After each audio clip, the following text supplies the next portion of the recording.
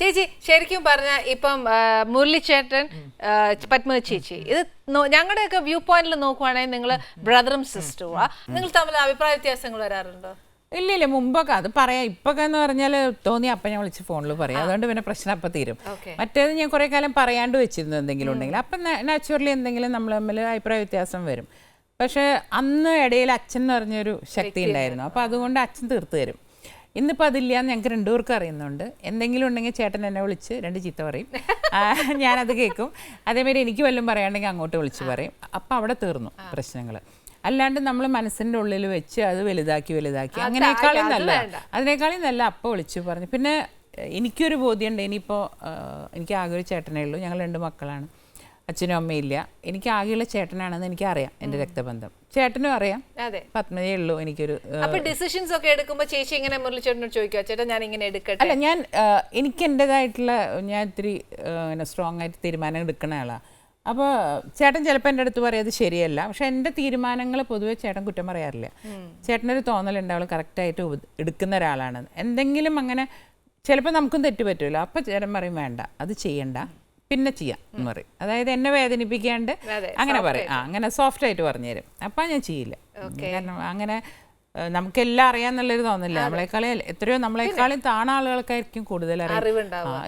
എനിക്ക് പല അറിവുകളും കിട്ടുന്ന ട്രെയിനിലൊക്കെ പോകുമ്പം ഞാൻ നല്ലോണം ആൾക്കാരോട് സംസാരിക്കും. എല്ലാവരും ആയിരിക്കും കരുണാരൻ്റെ മകളെ സംസാരിക്കില്ല. അപ്പോൾ എനിക്ക് മനസ്സിലാവും. അപ്പം ഞാൻ അവരോട് ചാടിക്കയറി അങ്ങോട്ട് സംസാരിക്കും. അപ്പം അങ്ങനെയാകുമ്പോൾ പിന്നെ അവർ മനസ്സങ്ങ് തുറക്കും നമ്മളോട്. അപ്പം അവരുടെ കയ്യിൽ നിന്ന് കിട്ടുന്ന വിവരങ്ങൾ ഭയങ്കര നല്ല ഇൻഫർമേഷൻ ആയിരിക്കും. അപ്പം അങ്ങനെയാണ് സത്യം പറഞ്ഞാൽ എനിക്ക് ശരിക്കും ബുക്ക് വായിച്ചതിനേക്കാളും കൂടുതൽ ആൾക്കാരോട് വർത്താനം പറയുമ്പോഴത്തേനാ.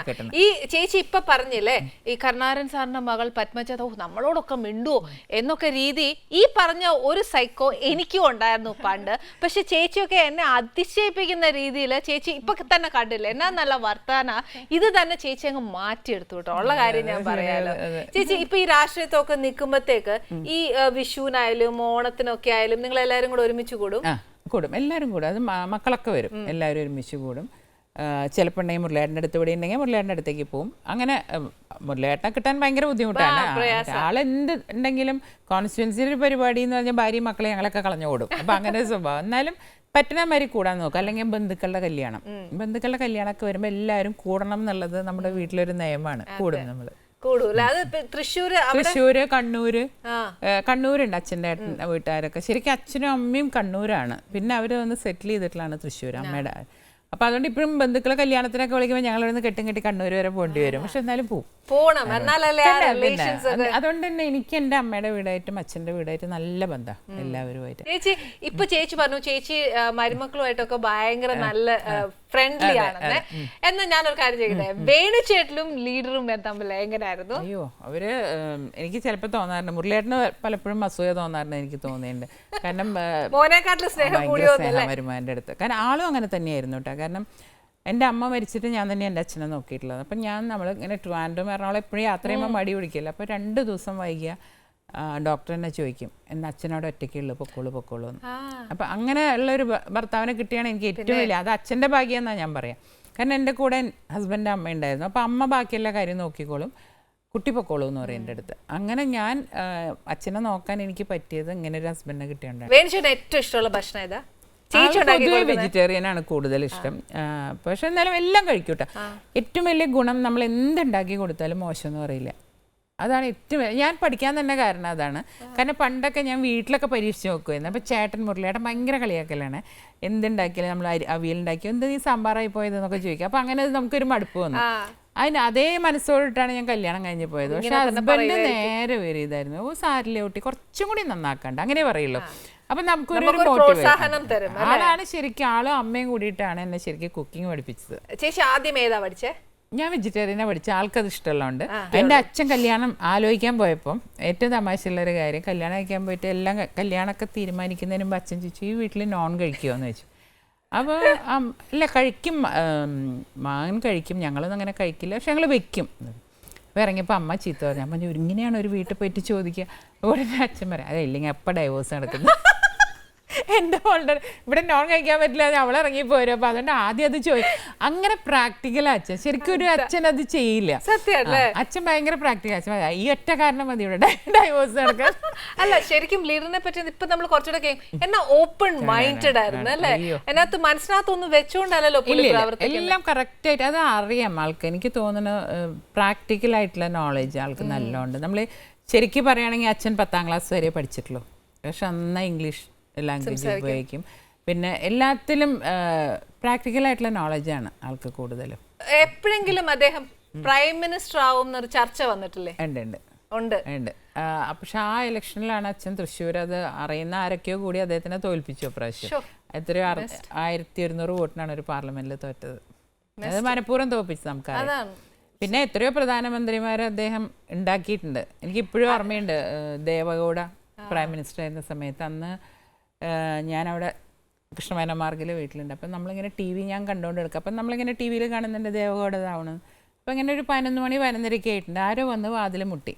അപ്പോൾ ഞാൻ ചോദിച്ചു ആരാന്ന് വെച്ചപ്പോൾ അച്ഛനാ മോളെ തുറക്കുമെന്ന് പറഞ്ഞു. ഞാൻ വാതിൽ പറഞ്ഞപ്പോൾ ദേവഗൗഡ വെക്കണം എൻ്റെ ബെഡ്റൂമിൻ്റെ പുറത്ത്. ഞാൻ എന്താ വിട്ടുപോയി, കാരണം നമ്മൾ ടി വിയിൽ കാണുന്ന ദേവഗൗഡ. അപ്പോൾ എൻ്റെ അടുത്ത് പറഞ്ഞു ഇങ്ങനെ, ഞാൻ ചോദിച്ചു അപ്പോൾ മോൾ ഇവിടെ ഉണ്ട് എന്ന് പറഞ്ഞു. അങ്ങനെ മോളെ അച്ഛനും ദേവഗൗഡയും വന്ന് എന്നെ പരിചയപ്പെടാൻ വേണ്ടി വന്നത്. ഒത്തിരി നേരമായില്ലേ വർത്താനം പറഞ്ഞ ലീഡേഴ്സിന്റെ വർത്താനം കേൾക്കുമ്പോഴത്തേ ഒക്കെ കേറുവാ. ഞാൻ ഇനി ചേച്ചിക്ക് ഫുഡ് തരാം. ആയിക്കോട്ടെ.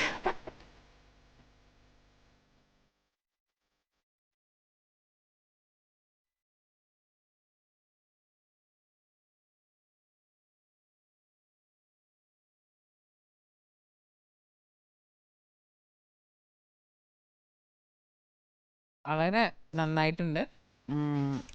എന്താ പറയുക, കണ്ടാൽ കോണ്ടിനെൻ്റ് പറഞ്ഞെങ്കിലും ഒരു ചൈനീസും ഇന്ത്യനും എല്ലാം കൂടിയിട്ടുള്ള നല്ല സ്വാദുള്ളൊരു ചിക്കൻ. ചേച്ചി, നമ്മുടെ ലീഡേഴ്സിനെ കുറിച്ചിട്ട് ഒരുപാട് കാർട്ടൂൺസ് വന്നിട്ടുണ്ട്. പിന്നെ മിമിക്രി ആർട്ടിസ്റ്റ് ഒരുപാട് കളിയാക്കിയിട്ടുണ്ട്. ശരിക്കും ചേച്ചിനെ പറ്റി പറഞ്ഞിട്ടുണ്ട്, മുരളിച്ചേട്ടനെ പറ്റി പറഞ്ഞിട്ടുണ്ട്. ചേച്ചി ശരിക്കും നമ്മളത് കേൾക്കുമ്പോഴേ നമുക്ക് ഓക്വേർഡ് ആയിട്ട് തോന്നിയിട്ടുണ്ടോ, പ്രയാസം തോന്നിയിട്ടുണ്ടോ, അതോ സ്പോർട്ടീവായിട്ട് എടുത്തിട്ടുണ്ട്? സ്പോർട്ടീവായിട്ട് എടുത്തിട്ടില്ല. എന്താ അറിയാം, അതായത് അച്ഛൻ പറയേണ്ട ഒരു കമന്റ് എന്താ വെച്ചാൽ അതും തമാശയെ കൂടി എടുക്കട്ടെ. എനിക്ക് അങ്ങോർക്കൊന്നും ചെയ്തു കൊടുക്കാൻ പറ്റില്ല, എന്നെ കൊണ്ട് ഒരാൾ ജീവിച്ചു കൊണ്ടല്ലോ എന്ന്. ചേച്ചി എന്റർടൈൻമെന്റ്സ് ആയിട്ട് സിനിമയൊക്കെ കാണാൻ പറഞ്ഞിട്ടുണ്ടോ? സിനിമ കാണാറുണ്ട്. അഥവാ കണ്ടില്ലെങ്കിലും ഞാൻ സീഡി എടുത്തെങ്കിലും കാണും. എനിക്ക് പൊതുവെ തമാശകൾ കൂടുതൽ കാണാൻ ഇഷ്ടം. അപ്പൊ മോഹൻലാല് പണ്ട് ജഗതി കോമ്പിനേഷൻ എനിക്ക് ഭയങ്കര ഇഷ്ടമായിരുന്നു. പിന്നെ മമ്മൂട്ടി എന്ന് പറയുന്നത് സീരിയസ് റോളുകളൊക്കെ ആണ് അഭിനയിക്കുന്നത്. അപ്പോൾ ആസ് ആൻ ആക്ടർ മമ്മൂട്ടി നല്ലതാണ്. പക്ഷെ ഞാൻ എൻജോയ് ചെയ്യണത് മോഹൻലാലിൻ്റെ സിനിമകളാണ്. അങ്ങനെ നോക്കാൻ വെച്ചാൽ എനിക്ക് രണ്ടുപേരും ഇഷ്ടമാണ്. പക്ഷെ അതിനേക്കാളും കൂടുതൽ തമാശയുള്ളത്, കാരണം നമ്മളൊക്കെ വിഷമങ്ങൾ മറക്കാനാണ് സിനിമയ്ക്ക് വരിക. അവസാനം കരഞ്ഞു പിടിച്ച് പോരെങ്കിൽ വലിയ വിഷമം. അതുകൊണ്ട് ആദ്യം ആരെങ്കിലും പോകുമ്പോഴേക്കും അവസാനം സങ്കടമാണോ സന്തോഷമാണോ ചോദിച്ചിട്ട് ഞാൻ പോകുള്ളൂ. ഇത് നമ്മളൊക്കെ സിനിമ കാണാൻ പോകുന്ന പോലെ ഞാൻ നല്ല സിനിമകൾ എൻജോയ് ചെയ്യട്ടെ. അതിലത്തെ എന്ന് വെച്ചിട്ട് എനിക്ക് അവാർഡ് ഇങ്ങനത്തെ പടങ്ങളില്ലേ എന്നോട് എനിക്ക് വലിയ താല്പര്യമൊന്നുമില്ല. അതായത് നമുക്ക് ജീവിതമായിട്ടൊരു ബന്ധമില്ലാത്ത സിനിമകൾ കാണുന്നതിനോട് അതെനിക്ക് ചിലപ്പോൾ തോന്നി ഇവരെന്തിനാ അവാർഡ് കൊടുത്തേ. എന്നിട്ട് പണ്ട് എനിക്ക് ഏതോ ഒരു സിനിമ കണ്ടപ്പം അതിലൊരു കുതിര ഇങ്ങനെ ഭയങ്കര നിശബ്ദമായിട്ടിരിക്കുക. അപ്പം കുതിര മാത്രം ചേർന്നുണ്ട് എൻ്റെ അച്ഛൻ്റെ ഏട്ടാ, കുതിര നീയെങ്കിലും ഒന്നും മിണ്ടിയല്ലോ. അതായത് നമ്മുടെ ജീവിതം എങ്ങനെയാണോ, നിശബ്ദമായിട്ട് ആരും മിണ്ടാണ്ട് ഒരു മൂലയ്ക്ക് ഇരിക്കുക, ഒരാൾ അഴിഞ്ഞഴഞ്ഞ് നടക്കുക, അതല്ലല്ലോ നമ്മുടെ ജീവിതം. നമ്മളൊക്കെ നല്ല സ്പീഡിൽ അങ്ങോട്ടും ഇങ്ങോട്ടും നടന്നു, അതെ, കുറച്ച് വഴക്ക് ബഹളം ചിരി, അതൊക്കെയല്ലേ നമ്മുടെ ജീവിതം. അല്ലാണ്ട് ഫാസ്റ്റ് ലൈഫാണ്. പക്ഷെ ഇതിനകത്ത് എനിക്ക് ചേച്ചിയുടെ ഒരു പ്ലസ് പോയിന്റും കൂടെ ഞാൻ വാച്ച് ചെയ്ത ഒരു കാര്യം പറയട്ടെ. ചേച്ചിയുടെ വേ ഓഫ് ഡ്രസ്സിങ് ഒരു ശരിക്കും പറഞ്ഞാൽ ഒരു സെപ്പറേറ്റ് ആയിട്ട് നിർത്താൻ നോക്കുവേ. എന്നാന്ന് വെച്ചാൽ ചേച്ചി ഒരു പൊളിറ്റീഷ്യൻ വൈസ് അല്ലെങ്കിൽ രാഷ്ട്രീയമായി ഇറങ്ങുവാണെങ്കിൽ ചേച്ചിയുടെ ഡ്രസ്സിങ് ഇസ് എൻറ്റയർലി ഡിഫറെന്റ്. അല്ലാതെ പോവുകയാണെങ്കിൽ ഇറ്റ് ഇസ് എൻറ്റയർലി ഡിഫറെന്റ്. ചേച്ചിക്ക് ശരിക്കും ഫാഷൻ ഡിസൈനേഴ്സ് ആരെങ്കിലും ഉണ്ടോ? അത് സ്വന്തമാണ്. അതായത് എൻ്റെ അച്ഛന് നല്ല ടേസ്റ്റ് ആയിരുന്നു ഇങ്ങനത്തെ കാര്യത്തിൽ, നന്നായിട്ട് ഡ്രസ്സ് സെലക്ട് ചെയ്യുമായിരുന്നു. അപ്പോൾ ആ ഒരു കളർ ഇതെനിക്ക് ചെറുപ്പത്തിലേ കിട്ടിയിട്ടുണ്ട്. ഇപ്പം അച്ഛനൊരു സാരി എടുത്തുകൊണ്ട് വെച്ചാൽ അതിൻ്റെ വ്യത്യാസം അറിയാം, നല്ല കളറൊക്കെ നോക്കിയിട്ടൊക്കെ എടുക്കുള്ളൂ. അതുമാതിരി നമ്മൾ ഡള്ളായിട്ടുള്ള എന്തെങ്കിലും എടുത്ത് അച്ഛൻ പറയും എന്തിനാ അങ്ങനെയൊക്കെ കൊടുത്ത്, കുറച്ച് ജീവിതം ഒന്നേ ഉള്ളൂ, നല്ല കളർഫുള്ളായിരിക്കണം എന്നുള്ളതാണ് അച്ഛൻ്റെ. അപ്പം നമ്മൾ ഈ മീറ്റിങ്ങിനൊക്കെ പോകുമ്പോൾ ഓഫ് വൈറ്റ് സാരിയൊക്കെ കൊടുക്കുമ്പം അച്ഛൻ പറയും ഇതിലൊന്നും വലിയ കാര്യമില്ല, പിന്നെ നമ്മൾ ഒരു സംസ്കാരം അങ്ങനെയാണ്, കൂടുതൽ എടുത്താൽ അവരെന്തോ ഇത്. അപ്പം അങ്ങനെ പറയില്ല. അല്ലാത്ത സമയത്ത് അച്ഛന് കളർ കോമ്പിനേഷനൊക്കെ ഭയങ്കര ആ ഒരു സ്വഭാവം എനിക്ക് കിട്ടുന്നത്. ഞാൻ എൻ്റെ ഒരു സാരി തന്നെയാണെങ്കിലും അതെടുത്ത് ഞാൻ ഡിസൈൻ ചെയ്യും. അങ്ങനെയാണ്. അതായത് ഇപ്പോൾ ഈവൻ കോട്ടൺ സാരി ആണെങ്കിൽ പോലും പലരും പറയും എന്ത് രസമാണ്